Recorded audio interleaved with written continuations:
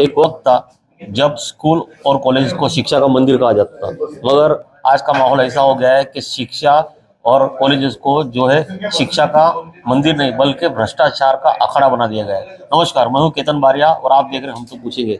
मैं इस वक्त मौजूद हूँ भाईंदरपुर के अभिनव विद्या मंदिर में, जो पिछले कई वर्षों से काफी चर्चा में रही है और वो भी है भ्रष्टाचार को लेकर।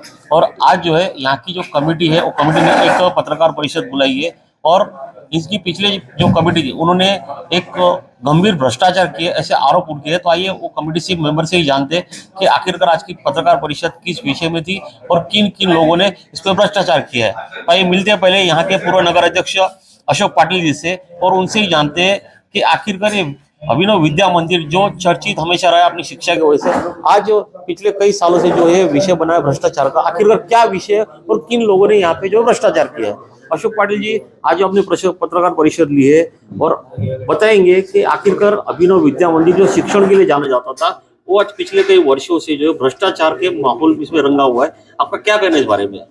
नहीं, ये जो बीच में जो कांड हुआ है भ्रष्टाचार का, उसकी वजह से हमारा संस्था का बदनामी हुआ, ये मान लेते हम।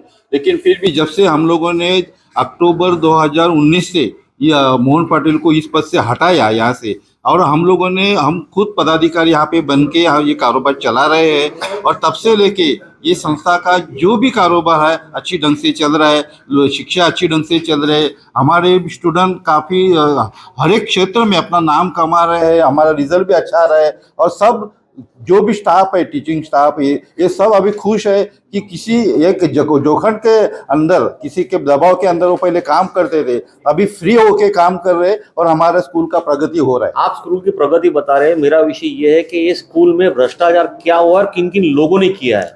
इस स्कूल में भ्रष्टाचार जो माजी कार्याध्यक्ष मोहन पाटिल और उनके सहकारी खजिनदार वासुदेव पाटिल, सेक्रेटरी गुरुनाथ पाटिल, शरद पाटिल, दिलीप पाटिल, और जो लेखापाल जो इस काम में पूरा शामिल है वो प्रशांत नरेश पाटिल, और बाकी जो ठेकेदार, ये सब मिलीजुली भगत का होके यहाँ का जो अपना पोषण आहार का टेंडर और जो कंप्यूटर का ठेका, जो कि कंप्यूटर का जो ठेका हम लोग को 2015 तक हमारे इसमें जो मेंटेनेंस और सर्विस चार्ज ज़्यादा से ज़्यादा 5 से 6 लाख तक होता था, और एक जो प्रशिक्षण देने का जो हमारा कंप्यूटर का जो ठेका था, वो एक यहाँ के जो शरद पाटिल जो अध्यक्ष थे, उनके लड़के को सालाना 2 साल का ठेका था। ज़्यादा से ज़्यादा 7 या 10 लाख के अंदर ये सब कंप्यूटर सर्विसेज, कंप्यूटर मेंटेनेंस और प्रशिक्षण ये सब पूरा होता था।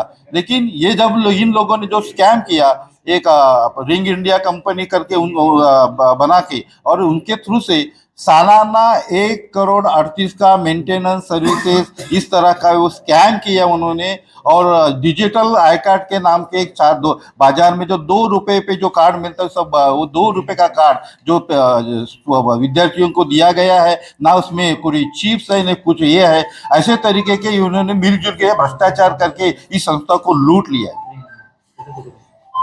ये तो आपने जाना जुबानी। अब जानते हैं कि कायदेशीर सलाहकार जो यहाँ के तरुण शर्मा, वो इसमें किस तरह की जानकारी देते हैं।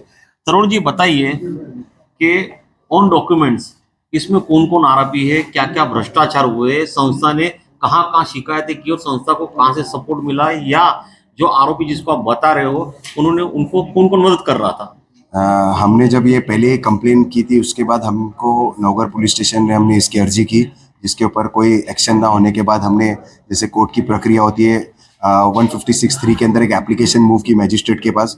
मैजिस्ट्रेट ने ऐसा देखा कि इसमें गुना, ये सीरियस ऑफेंस है, तो एफआईआर रजिस्टर करने को कहा। नवगढ़ पुलिस स्टेशन में एफआईआर रजिस्टर होने के बावजूद भी उस पर इन्वेस्टिगेशन पूरी तरह से नहीं चल रही थी, और हमारा ये बोलना था हर समय कि ये एक इकोनॉमिक ऑफेंस है, बड़ा ऑफेंस है, जिसमें करोड़ों रुपए इन्वॉल्व है, तो इसको नवगढ़ पुलिस स्टेशन ना होके इसको ईओडब्ल्यू के पास दिया जाए, जिसपे एसपी ने डिसीजन लेते हुए इसको ईओडब्ल्यू में ट्रांसफर किया। ईओडब्ल्यू में ट्रांसफर होने के बाद सबने एंटीसिपेटरी मूव की। एंटीसिपेटरी मूव करने के बाद वो एंटीसिपेटरी थाने कोर्ट ने सबकी रिजेक्ट की।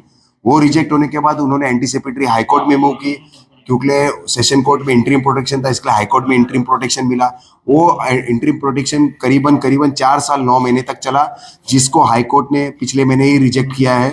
और उसके बाद 2 दिन पहले इन्होंने सुप्रीम कोर्ट में भी प्रशांत पाटिल ने मूव किया, जिसमें सुप्रीम कोर्ट का भी ये निर्णय है कि ऐसे ऑर्डर में हम इंटरफियर नहीं करेंगे। तो जिसके कारण आज हमें ये सफलता प्राप्त हुई कि आरोपी प्रशांत पाटिल ने सरेंडर किया है और आज उसे कोर्ट में हाजिर करेंगे।